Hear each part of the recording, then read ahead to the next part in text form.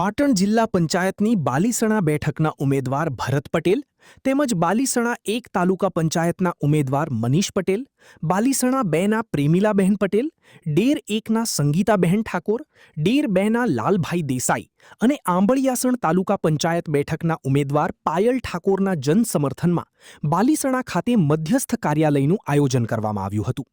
પાટણના ધારાસભ્ય કિરીટ પટેલે આ કાર્યાલયનું ઉદ્ઘાટન કરી તમામ ઉમેદવારોને વિજયી બનાવવા આહવાન કર્યું હતું।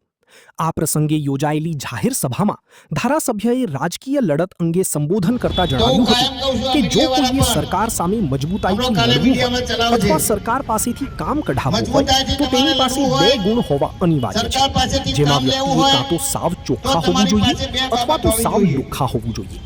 તો તમે સાવ ચોખ્ખા હોવા જોઈએ, તો સાવ લુખ્ખા હોવા જોઈએ, તો તમે સાવ ચોખ્ખા હોવા જોઈએ, તો સાવ લુખ્ખા હોવા જોઈએ, તો તમે સાવ ચોખ્ખા હોવા જોઈએ, તો સાવ લુખ્ખા હોવા જોઈએ।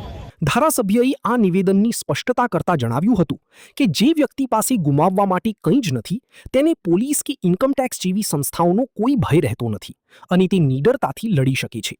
બીજી તરફ જે વ્યક્તિ પર ભ્રષ્ટાચારનો એક પણ આક્ષેપ નથી કે જે કોઈ વિવાદમાં ફસાયેલ નથી તે જ વ્યક્તિ મજબૂતાઈથી સરકાર સામે અવાજ ઉઠાવી શકે છે। તેઓએ વધુમાં ઉમેર્યું હતું કે વર્તમાન સમયમાં સરકાર સામે અવાજ ઉઠાવનારાઓની હાલત શું થાય છે તે જગજાહેર છે। 5 તાલુકા પંચાયત બેઠકોના ઉમેદવારોના પ્રચાર માટે આયોજિત આ કાર્યક્રમમાં ધારાસભ્યના આ નિવેદને રાજકીય આલમમાં ચર્ચા જગાવી છે। મોટી સંખ્યામાં કાર્યકરોની ઉપસ્થિતિમાં યોજાયેલા આ કાર્યક્રમ બાદ ચૂંટણીલક્ષી માહોલ વધુ ગરમાયો છે। તો હું કાયમ કહું છું, આ મીડિયાવાળા પણ આપણો કાલે મીડિયામાં ચલાવજે। મજબૂતાઈથી તમારે લડવું હોય, સરકાર પાસેથી કામ લેવું હોય તો તમારી પાસે 2 બાબત હોવી જોઈએ, તો તમે સાવ ચોખ્ખા હોવા જોઈએ, તો સાવ લુખ્ખા હોવા જોઈએ।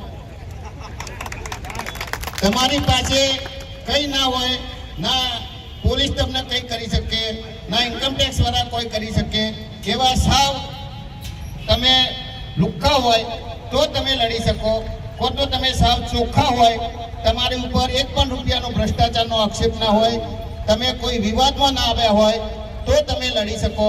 બાકી તમને ખબર છે કે સરકાર સામે લડવાવાળાની, સરકાર સામે બોલવાવાળાની શું પરિસ્થિતિ થાય છે।